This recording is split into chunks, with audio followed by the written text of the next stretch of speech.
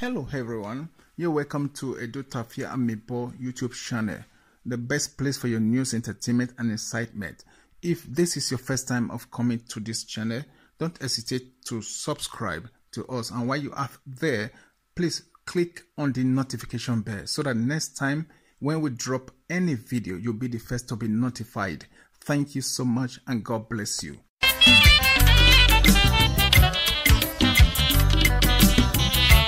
Oh, when the Dennis Deco, no video work cannot tobo, no feel like Oto Egwan in Nedoniano. Oh, when you are here, Dennis Deco Hunfua. Oh, when you are here, Hunfua, then the Dennis Deco na work buying a bogging oba. A carry, oh, Hama Mori, the Macbeth, even the Dennis Deco, Yahoo, Guano Joe. O garanto, who da ye don't get where Emma here, a guamo bomb very honey. Egwamege na do ya ge mi ya no sunu we de Dennis Deco na bebe no vije ya mo egwa ga we no vije e part de mo firi egbajo woge Bobrisky sunu wetin ya do ya gwa we na de mo fi ya disrespect egwa no edoni ho ma mo Dennis Deco no lord ya no gwa ni anari ehunfu awagbon o gwa ni e ja le like gwa otoni egwa ni no. Oh, God, here, war here, miam. Get them is Deco. No, we get Emina. Ruda, you can't set it. Guano, where get guard social media. Where can I take out where me? Oh, visual, no, good no, up no sunguna. Then you disrespected guay. Who go back again here fair. And the Murphy when I guagi again, nure. Oh, la dia, egg here fair, do I go. Get the muffin on my agbore. Oh, Hamama Dennis Deco. When on social media, okay, I said it, oh, my beggar memena. No visual. No more can of your tobo. Good when net Dennis in of your tobo. Dennis Deco of your tobo. Who can select it, oh, my beggar meme. No visual meme. The social media now. When I walk to ya, he went with Kevin, who ya go level with Guani no, I saw a ball, Dennis Deco. Me Kevin, why ya go no, Dennis Deco tobo. Guess our ball. Bogging about walking, who was Loriario Wayasungu, Ogion by 4 day, Ogion solo, I bet you. Where I went no Dennis Deco way or Mount where ya go level, Guaniano, you go me a away. Who go me a here where Dennis Deco? And you Jamina Yako, my life, I don't go with you. I there. Where Guano do I buy anything? No, head back on your gate, on my come, I make back on your gate. Who my life, do you know that one watch on who do ya in Viedo? Who know what to hear?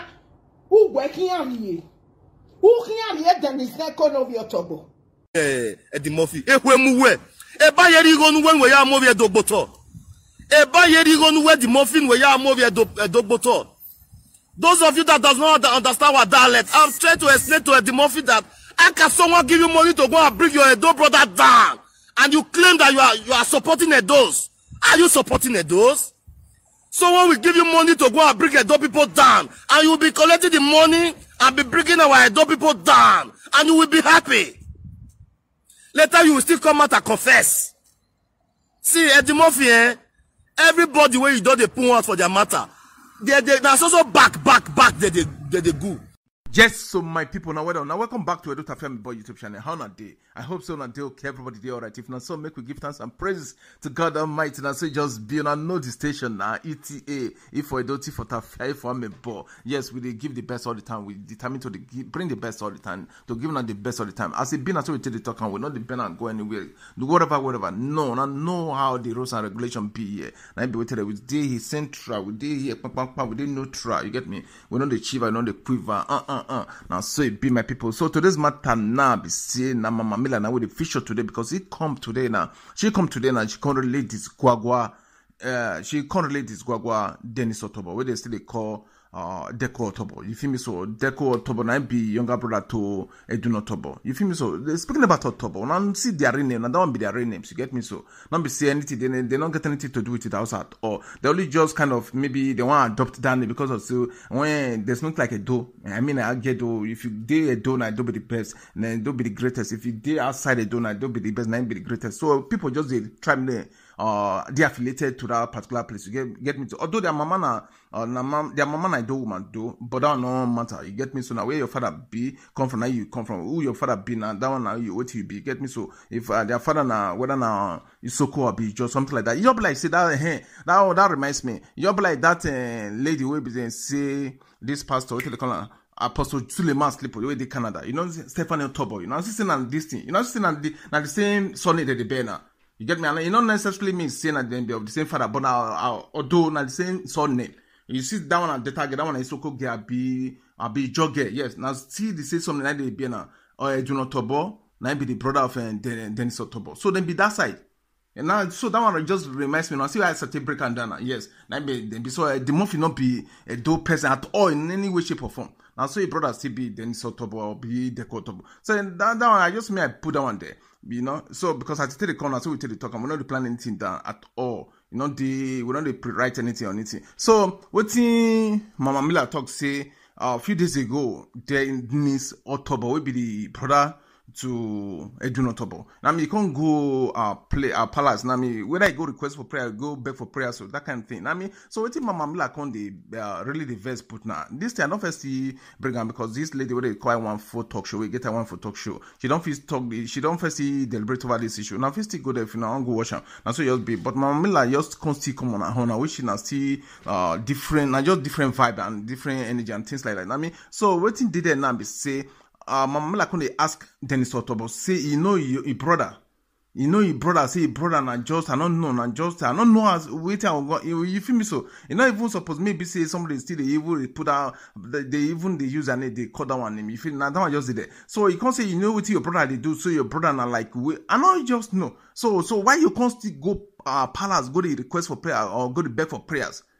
You know, say so. She just in fact reverse that prayer, saying that prayers if not good or anything they use and pray for evil. For that prayers go turn to evil and badness and sadness, and it will bring you bad luck and death and sickness and everything. You know what I mean? So this thing now, waiting, I'm not going to feel just even analyze at all because some kind of things they will not like analyze them or can't even the brief them or whatever. Now to just for us to just present an ambiguity and this one and one of the cases. Now so waiting you will go just do now for us to just join Mama Miller right now. Make gonna just hear and she really wants to reuse this mean and they discover both of them. They talk her mind. I mean how she feel. They tell Edun Otobo. They tell Dennis Otobo. And so just be so my people will join Mama Miller right now. May Papa God continue to bless you now with your family. Now hear me now.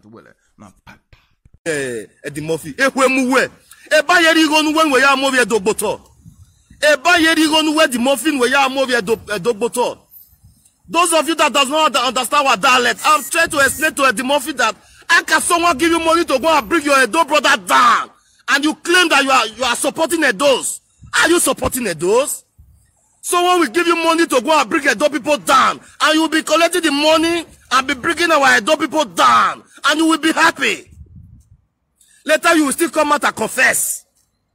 See, Eddie Murphy, everybody where you don't they put out for their matter. That's also back they go. Ohama mwege Dennis Deco. Honor your wera ka honor your gijele lewa wetin yeri egwa no edu.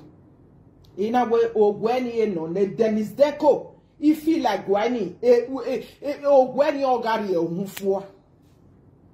Ogwene Dennis Deco no video wo cannot tobo. No feel like oto egwa ne doni no. Ogweni ohiari Dennis Deco ohunfuo. Ogweni ogari ohunfuo. Bene Dennis Deco na egwa gboba yen egbo hin oba.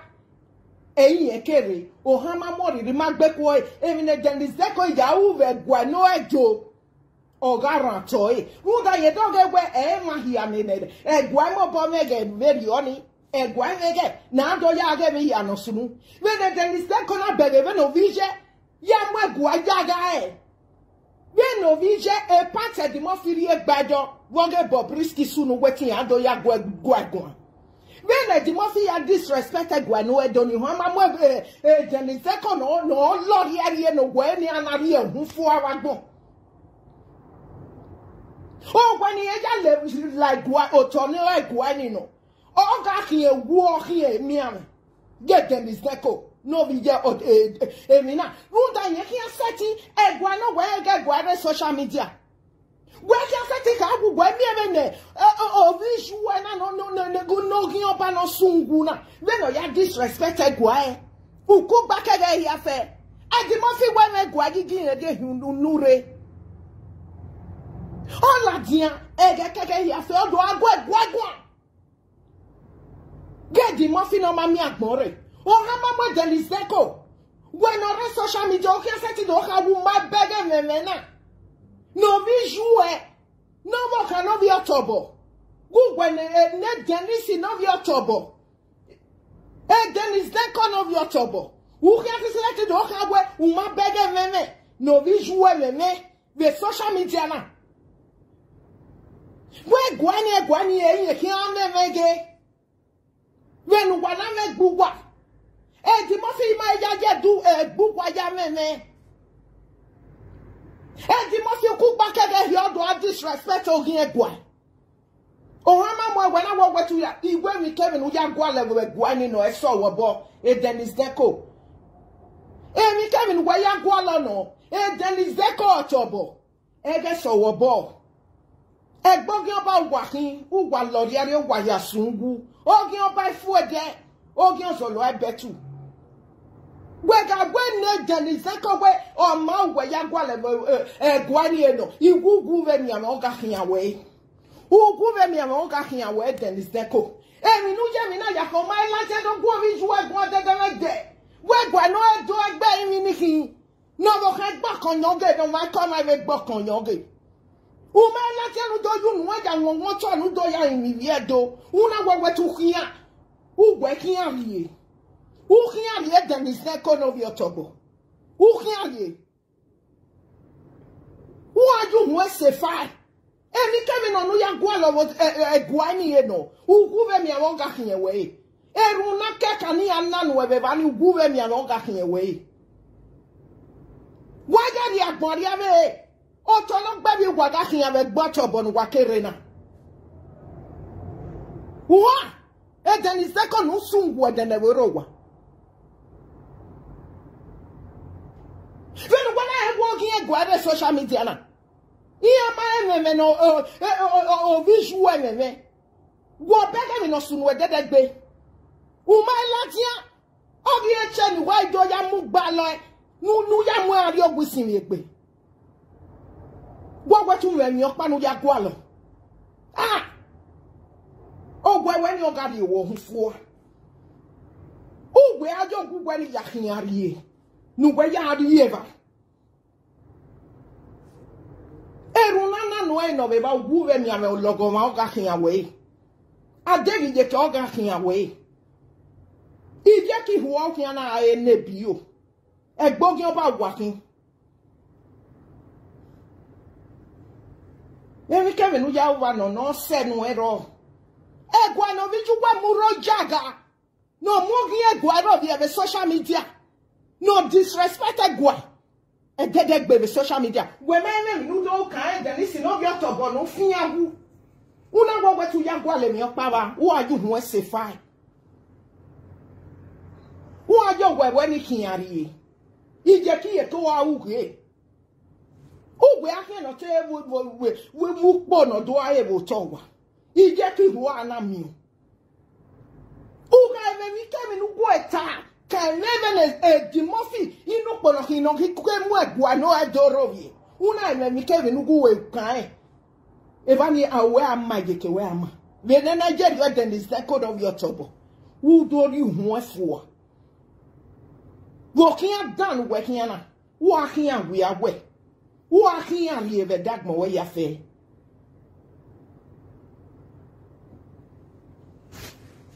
Runda by me bed.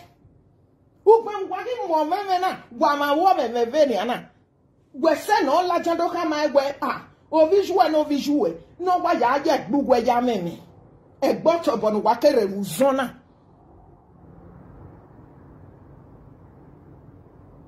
Uda wo ka yu kuku no ya di vie kwera aku. Agwagwa.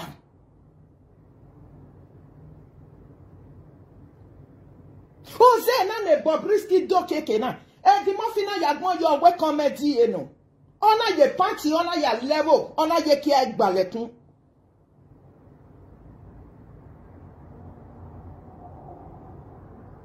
Ha. When I get be where I am, so pa okian down we kiana. Okian down kiani. Erunke roni ana no be gwani no guve mi awon ka kin ewe den seko. Wamion. Udo wu yeke wa de yeke. Keke hi anu je no. E je do be ni ka o je de gberi ewe so to yan ajo abo bosin to. Wa ho wa o ha ma mori ri ma gbe ko la go go ge igwe ni gwari ona baita wa de gui so na da me ne mi ni awo runda I ho ga yan go me me ki ade de gu dan yo I ma da me di mo fi de e gbogbo aru won pa do go agbo ereba I ma be ga ma gbon pa no e ti lele di mo fi hian me ma mi e di mo fi mi o ma gbon pa ve de me de. So my wife Obey Mama Jire, she's somebody I respect so much. Or tell her, you know, I have to listen to what really happened. Okay, I'm yame ya mwege ya the video na. Unda white even or yagman rebana we ya. Me ma bega mak mopa. O man le regba na bu no ele di mo fi hin de. Hero. So that's that. Well, what damn in Yoga yogo me go temek bere Mama G. Wa wesi. Hello, everyone. I don't know what happened. Why I don't know ya wa mi no kwa no ma se. E ye gi ata sa wesi. E ni ata na. Wọ́n ga ti ya check ave bloggers.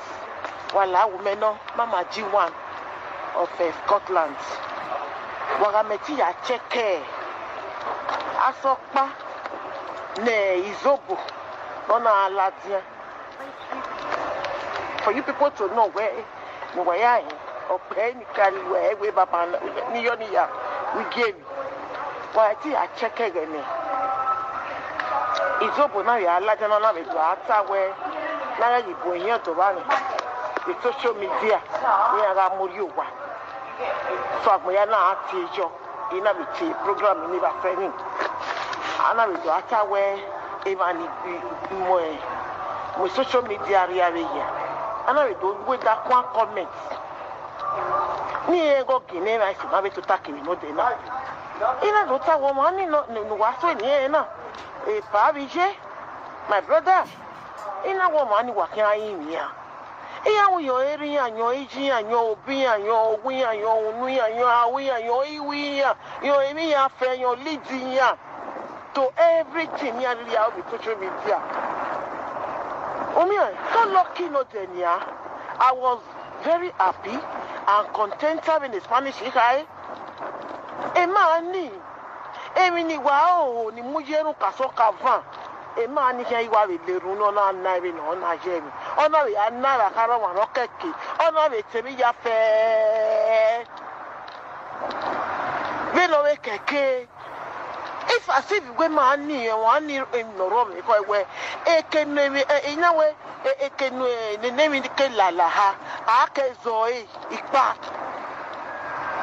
Umio Emani na wa temi ya ni zaiza ona leru ni zaiza no na mabagbon no na yokpa mara fana ori manue omo igo egberame emi ya fe nugi obe ko ya fe bi jimi my brother epa my bi ke ask mo we eme nu ta no je ni okay ka boje me oyen nu ya buni we nu na ni keke we nu ya teme ni my brother emota uvio gbeji emota uvio gbeji because agbona na jina na iya we ojina ridun ori obe Now, it can more judge or your wage.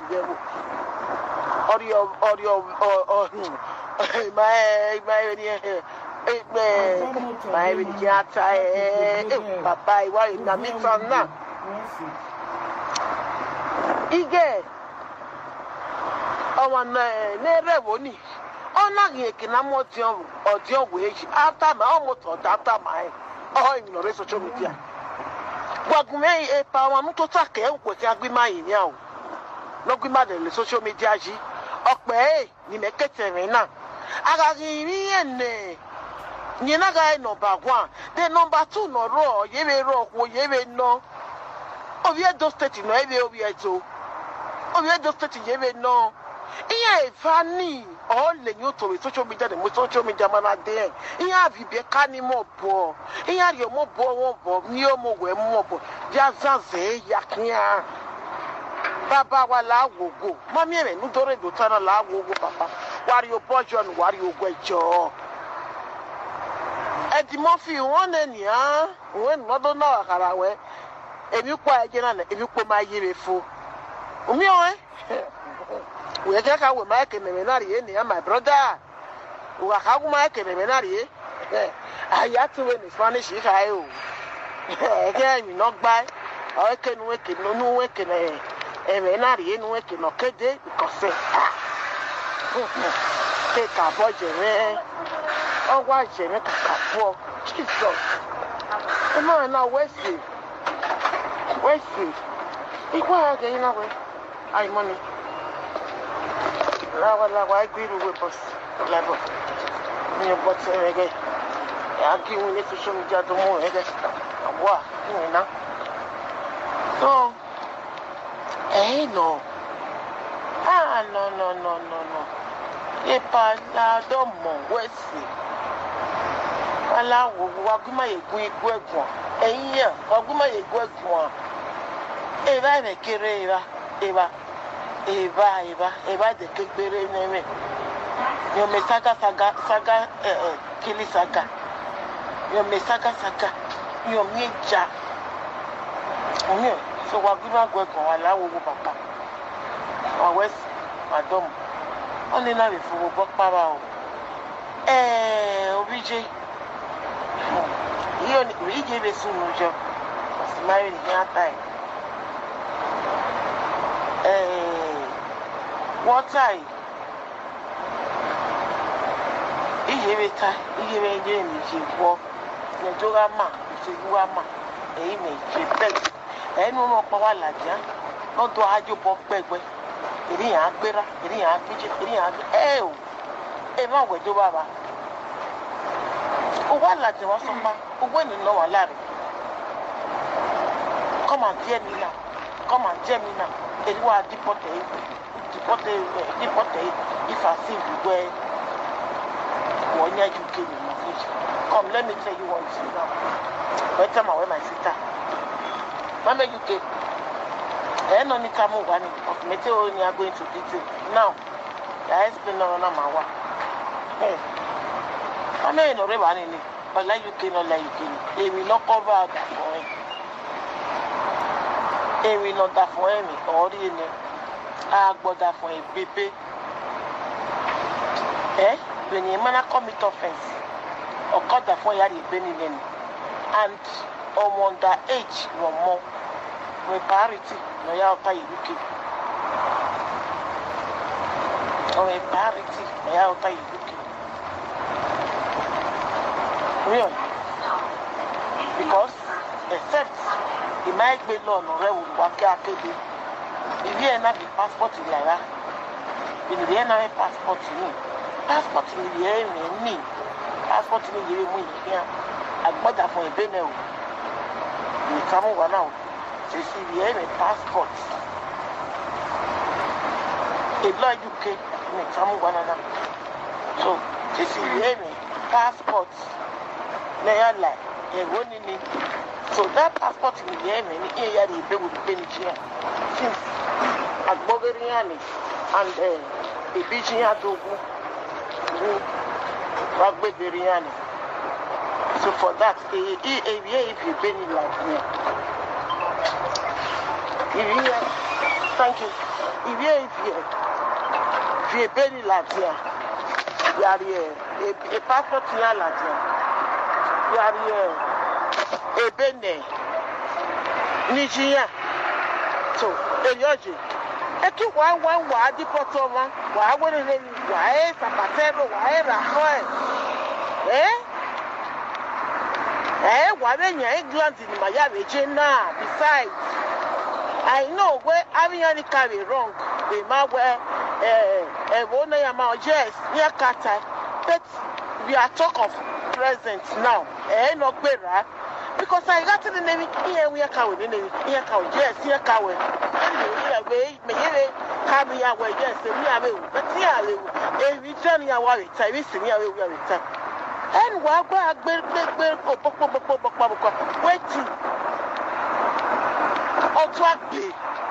Hello guys, you're welcome back. Thanks for watching the video. I hope you did enjoy the video. If you did, please subscribe to my YouTube channel, and while you are at that, don't forget to click on the notification bell so that next time when my video drops, you will be notified. And one more thing I'd like to say is that if there's anything that you guys would like me to change, like an addition or an increase to anything I'm doing with my video production, or like a reduction or decrease or take away from my video production, don't hesitate to leave your comment or your suggestion, your opinions on the comment section. And believe me, I read every comment and I'll know what changes to be made. Thank you all so much for watching once again. Bye.